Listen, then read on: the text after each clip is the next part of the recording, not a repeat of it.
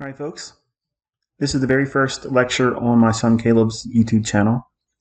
Just to give you a heads up, none of the videos on this channel will be long. I'll be aiming for around 10 to 15 minutes at max. The daily reviews that will begin tomorrow, they will be Monday through Friday. They will be basically showing you what each time frame's chart should look like, and my rendition of what I think would be reasonable for annotations to kind of like give him an idea of what he should be observing and how to record that stuff in his charts. So it kind of gives him a framework, and all of you as a framework as well.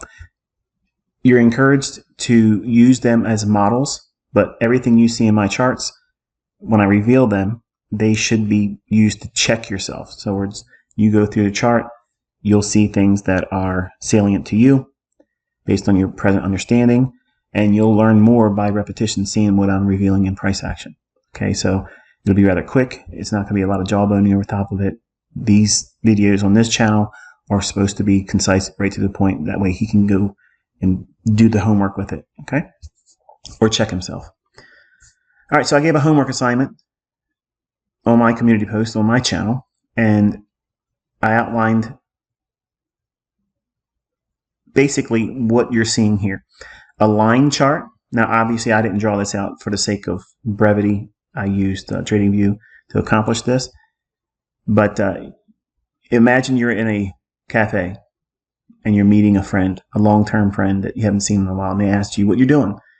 And you tell them, I'm a speculator, I'm trading. Oh yeah, what do you do? How do you do that? And the conversation goes around technicals, but you don't have your laptop with you.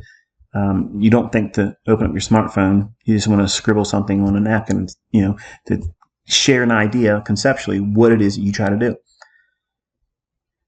Now, if you couldn't do this because you don't have a model, it's okay. But this is conceptually what I'm doing for Caleb. So he's going to learn this model. Now, there's going to be a few different variants to this model, but this is the simplest one, and I'm going to go over it real quick.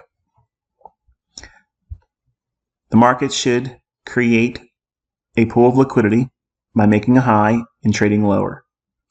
Make a low and form liquidity below it. So above an old high is buy side. Below an old low is sell side. We want to see a run above it when we're bullish. Take that buy side in first. So now traders that would be looking to go long on a breakout, they are in. Their stop loss would naturally go down here or something inside this range. Either way, the market trades that low, takes out the sell side. So anyone that's long here, they get stopped out. Then the real move comes at a time of day that's key. So I taught on my YouTube channel, and it's part of my son's repertoire, between 7 o'clock in the morning Eastern Standard Time to 11 o'clock in the morning. That's his working hours. And then I gave you 7 o'clock, 8 o'clock, and 9 o'clock. Using those intervals, the first 30 minutes of each one of those hours, he's looking for this type of framework. So if we get a rally up and it drops back down into a fair value gap at a time that's key, as I just mentioned here and in previous lectures that I've done in the 2024 mentorship, this would be where he would look to go long. That means he's trying to buy. He would use an entry price at the high of the fair value gap plus 1 tick. His stop loss would be at this low or 1 tick below it. The stop loss moves to cover the costs, that's commission, and any risk once it moves from this high to the first partial. The first partial and the target, I'll outline that in a moment, but for now, this is where you would think to move the stop loss once price trades to it there. You may get stopped out, Caleb. It's okay. You're trying to protect yourself. The first thing you're trying to use is the shield, not the sword. Partial will be taken when it gets to a Fibonacci extension. In this case here, Partial number 1 would be a swing projection coupled with a new day opening gap and or new week opening gap lowest level. So whichever is the lowest in close proximity to that Fibonacci extension, that's what you're going to be using for your first partial. And your terminus would be, again, some Fibonacci extension that overlaps with a new day opening gap and or new week opening gap lowest level. That means it's low.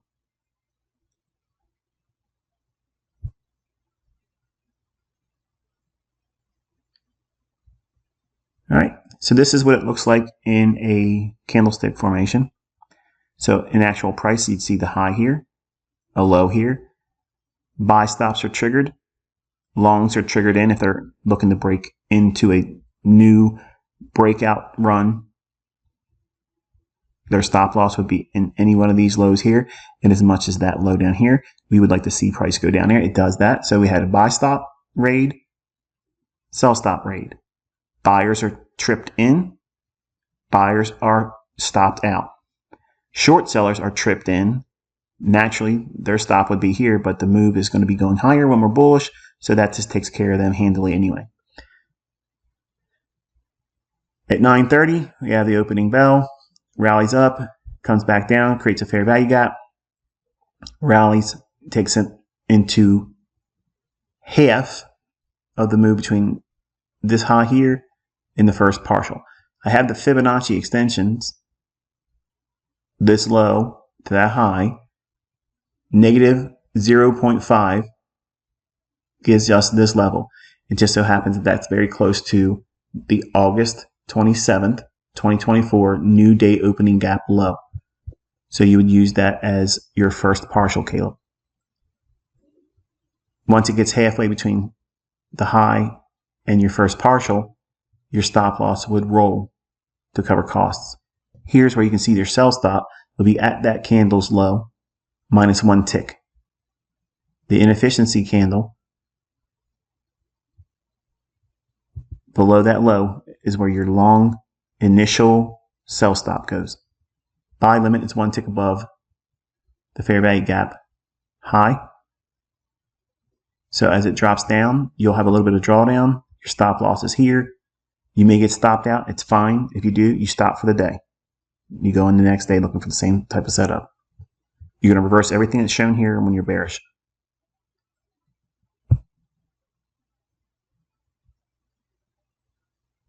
As price runs up into half of the range between the high and the first partial, sell stop rolls from here above your entry. That would cover the costs and remove any risk. So if it comes back down and stops you out, that's fine. Once partials are taken, you leave the stop. You don't move it again and wait for your terminus. Terminus would be a swing projection that's coupled with, again, new day opening gap and or new week opening gap. So that would be here. Even though a fib might be up here, you're going to take the lowest hanging fruit objective. So as soon as it hits the new day opening gap or new week opening gap that's closest to the fib. You're not trying to be perfect. You're just trying to slide into home, and then hopefully the momentum will carry you into it. And you may get a stellar exit. So sometimes the fibs don't actually get traded to. And again, sometimes the higher order of the new week opening gap or new day opening gaps don't get traded to either.